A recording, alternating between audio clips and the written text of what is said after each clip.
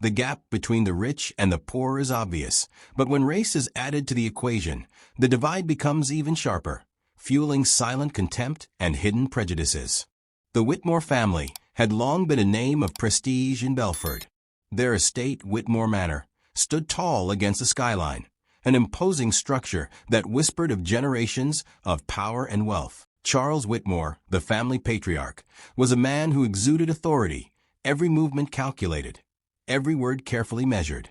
His wife, Margaret, was the epitome of grace and social charm. Her every action focused on upholding the family's reputation. Edward Whitmore, their only son, had always been the heir to the family legacy. From a young age, his life had been planned down to the finest detail. Elite boarding schools, prestigious summer programs, exclusive social gatherings. Every experience had been designed to mold him into the perfect successor. Charles and Margaret, with their unyielding vision for their son, believed his future lay in an alliance with someone equally suitable, a young woman from a prominent family, whose name carried weight. When Edward invited them to dinner on a crisp autumn evening, both Charles and Margaret assumed this would be the announcement of his engagement. The staff had prepared the house for the occasion, setting the table with fine china and gleaming silverware, the crystal glasses reflecting the glow of the chandelier above. Edward arrived, calm yet slightly tense. As he settled at the table, his parents wasted no time. "You've invited us here for a reason," Charles said, swirling his wine with deliberate precision. "What is it?" "I'm engaged," Edward replied, his voice steady, yet a hint of nervousness flickered in his eyes. Margaret's face lit up with a smile. "How wonderful! And the young lady?" Edward placed his wine glass down gently. "Her name is Lila." There was a pause. No last name. No indication of family or status. Charles's brow furrowed. "And her family?" he asked.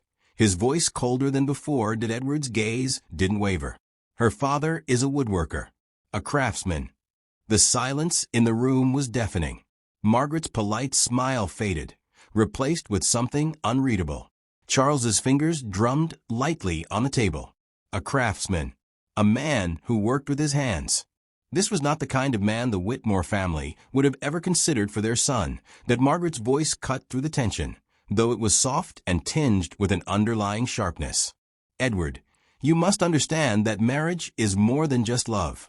It's about securing the future of the Whitmore name, the legacy we've worked so hard to build." Edward met his mother's gaze, his own eyes unwavering. "Lila is intelligent, compassionate, and strong. Her father raised her with more integrity than wealth can ever provide." Charles, who had been silent up until now, leaned back in his chair, his eyes locked on Edward's. "We will need to meet this man," he finally said, his tone commanding. Lila's home stood in stark contrast to Whitmore Manor, a humble two-story cottage nestled on the edge of a small town, surrounded by fields and trees. Samuel, Lila's father, had built the house with his own hands, each chair, table, and shelf lovingly carved from wood. Samuel's life had been one of hard labor, but also of deep satisfaction. His work had value in his own eyes, and it was that quiet strength that had shaped Lila into the woman she had become. Lila had known this meeting would come, and though she had braced herself, the weight of the Whitmore family's expectations still pressed heavily on her chest. She could see it in her father's eyes as they prepared for the dinner. He was unshaken, but she could feel his unease. Samuel's calm demeanor didn't betray the tension beneath it. He had lived a life among people like the Whitmores before. He knew what was coming. "I've met people like them," Samuel said softly to Lila. "But I won't change who I am for anyone." The night of the dinner arrived. Lila wore a simple but elegant dress, and Samuel donned a plain suit, well kept but far from the opulence of Whitmore Manor. They arrived at the estate, their footsteps echoing through the grand hallway as they were ushered into the dining room. Edward greeted them with a smile, though there was a tension in his eyes. "Mother, father," he began, his voice strained. "This is Samuel, Lila's father." Charles and Margaret exchanged glances, their expressions carefully neutral.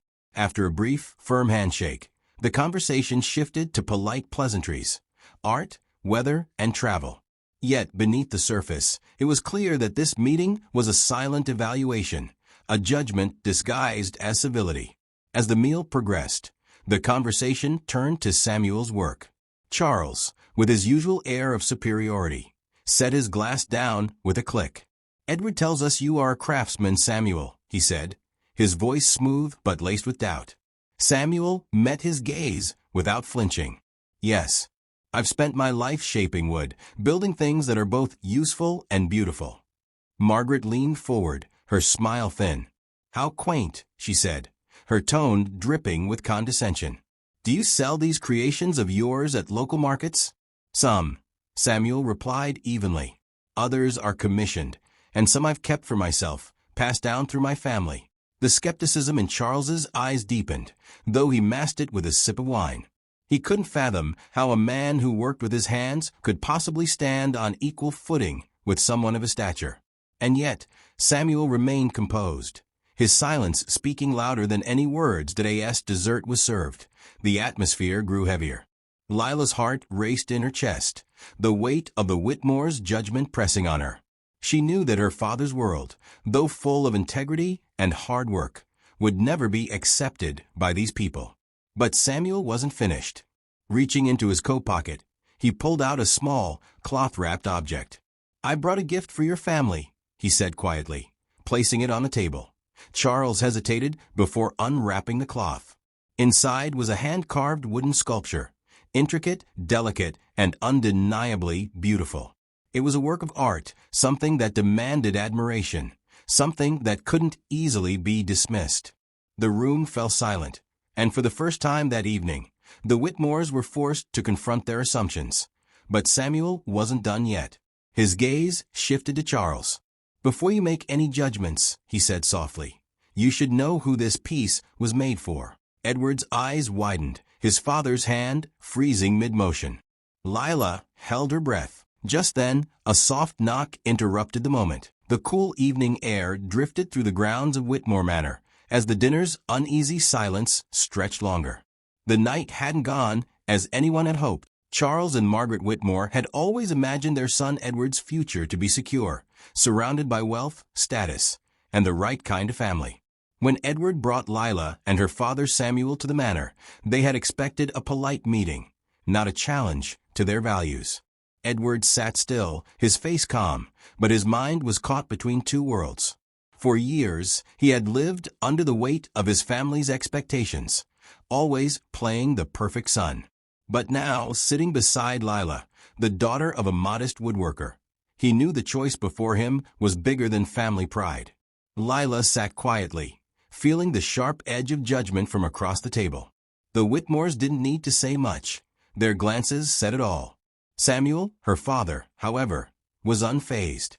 A lifetime of hard work had taught him to hold his head high, even when facing men like Charles Whitmore. Charles finally broke the silence. "Mr. Collins," he began, his voice polite but distant, "your craft is respectable, I suppose. But surely you know that people like us expect more for our children." Samuel met his gaze without flinching. "I do know the difference between us," he replied evenly. "But I also know that the value of a person isn't measured by the size of their fortune, but by the strength of their character." Margaret gently set down her wine glass, offering a thin smile. "Character is important, Mr. Collins, but so is security. Edward has a future to protect, something that love alone can't provide." Lila's chest tightened. All her life, she had admired her father's wisdom and quiet dignity. Yet here his worth was being questioned, reduced to nothing more than a poor man's reputation. Her heart ached, but she stayed silent, knowing words would only deepen the divide. Edward, sensing her pain, reached for her hand under the table, squeezing it softly. "I love her," he said quietly but firmly, turning toward his parents. "And that's not going to change." Charles's eyes sharpened. "Love is a fine thing in youth, Edward, but you know as well as I do that it doesn't put a roof over your head. Our name carries weight. Our legacy matters." Edward straightened his back, refusing to back down. "Maybe I've spent too long caring about the wrong legacy." The words hung in the air, as if challenging the walls themselves. Samuel, still composed, added his voice. I've built my life from scratch, Mr. Whitmore. Not with wealth, but with honesty and hard work. And I've taught my daughter the same. Charles's face darkened slightly. You expect me to believe that's enough for my son? Samuel's reply came without hesitation. I expect you to see her for who she is, not for what she owns.